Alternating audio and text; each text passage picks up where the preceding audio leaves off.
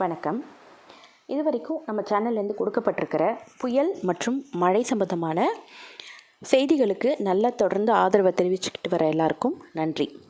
இந்த மழை பார்த்திங்கன்னா ரொம்ப மிக நீண்ட ஒரு மழையாக நமக்கு அமைஞ்சு போச்சு.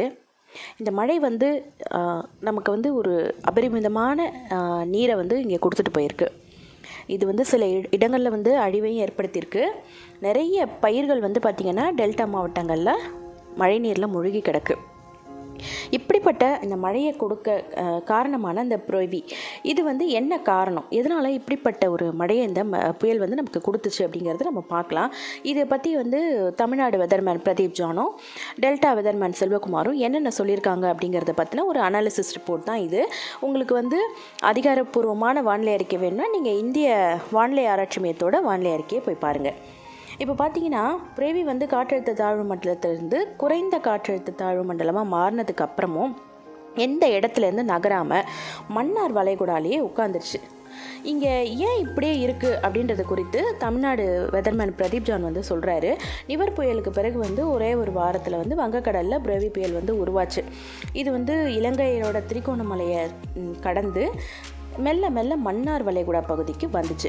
அங்கே ஒரு நாள் தான் இந்த புயல் இருக்கும்னு எதிர்பார்த்தாங்க. அதுக்கப்புறம் குமரி பாம்பன் இடையே கரையை கிடக்கும்னு சொன்னாங்க. ஆனால் இந்த புரெவி புயல் கடந்த வியாழக்கிழமை மாலை 5:30 மணிக்கு ஆழ்ந்த காற்றழுத்த தாழ்வு மண்டலமாக மாறினாலும் கூட காற்று குறைவாக வீசும், மழைப்பொழிவு இருக்கும் அப்படின்ற எச்சரிக்கை விடப்பட்டுச்சு. அதன்படி தென் தமிழகத்தில் நல்ல மழையையும் டெல்டாவில் அபரிமிதமான ஒரு மிக கனமழையும் இது கொடுத்துச்சு. இந்த நிலையில் இது பார்த்திங்கன்னா ஆழ்ந்த காற்றழுத்த தாழ்வு மண்டலத்திலிருந்து காற்றழுத்த தாழ்வு மண்டலமாக மாறி நேற்றைய தினம் குறைந்த காற்றழுத்த தாழ்வு மண்டலமாக மாறிடுச்சு. ஆனால் இது வரைக்கும் வரலாற்றிலேயே இல்லாத மாதிரி ஒரு காற்றழுத்த தாழ்வு மண்டலம் தொடர்ந்து 48 மணி நேரமாக நகராமல் இருக்கிறது இதுதான் நம்மளுடைய தமிழக பகுதியில் முதல் முறை அப்படின்னு சொல்லி தமிழ்நாடு வெதர்மேன் தெரிவிச்சிருக்காரு. இது குறித்து அவர் சொல்கிறப்ப பார்த்திங்கன்னா காற்றழுத்தம் இரு உயர் அழுத்த பகுதிகளுக்கு நடுவில் சிக்கிக்கிச்சு. இதனால் 2 பகுதிகள்லையும் நகர்வதற்கு கிரிப் இல்லாத ஒரு நிலை உருவாயிடுச்சு. அதனால தான் இது ஒரே இடத்துல தங்கியிருக்கு. ஆனால் இன்றைய தினம் அது கிழக்கு பகுதி காற்றால் கண்டிப்பாக நகர்த்தப்படும் அப்படின்னு அவர் சொல்லியிருக்காரு. கிட்டத்தட்ட இதே மாதிரியான ஒரு ஸ்டேட்மெண்ட் தான் செல்வகுமார் வானிலை அறிக்கையையும் அவரும் கொடுத்துருக்காரு. 48 மணி நேரமாக ஒரு புயல் ஒரே இடத்துல இருக்கிறது நம்மளுடைய தமிழ்நாட்டு வரலாற்றிலேயே இதுதான் முதல் முறை அப்படின்னு சொல்கிறாங்க. பொதுவாக இந்த மாதிரி தென்மேற்கு பருவமழை சீசன் இப்போ குஜராத்தில் தான் இந்த மாதிரியான விஷயங்கள் நடக்கும். ஆனால் வடகிழக்கு பருவமழையில் இதுதான் முதல் முறையாக நம்ம தமிழ்நாட்டுக்கு இது நடந்திருக்கு.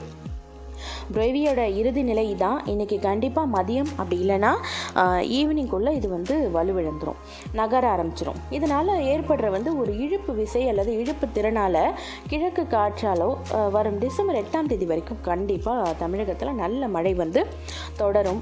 அதுக்கப்புறம் மழை படிப்படியாக குறையறதுக்கு வாய்ப்பு அதிகம். அதுக்கப்புறம் ஒரு 8 to 10 நாட்களுக்கு மழை இருக்காது அப்படின்னு சொல்லி தனியார் வானிலை ஆய்வாளர்கள் எல்லாருமே தெரிவிச்சிருக்காங்க. இப்போது முக்கியமாக பார்த்திங்கன்னா எப்பெல்லாம் இந்த மன்னார் வளைகுடா பகுதியில் ஒரு புயல் வருதோ அந்த நேரங்களில் தமிழகம் மிக அதிக மழையை பெற்றிருக்கு. இது ரொம்ப காலமாக வரலாற்றில் இருக்கக்கூடிய ஒரு பதிவு தான். அதே மாதிரியான ஒரு நிகழ்வு தான் இப்போ நடந்துக்கிட்டு இருக்கு. கண்டிப்பாக இன்றைக்கி ஈவினிங்க்கு மேலே அது நகர்ந்ததுக்கப்புறம் ஒரு 2 அல்லது 3 நாட்களில் நம்ம தமிழ்நாட்டுக்கு இப்போ கிடைச்சிக்கிட்டு இருக்கக்கூடிய இந்த மழை அளவு குறையறதுக்கு வாய்ப்பு அதிகம்.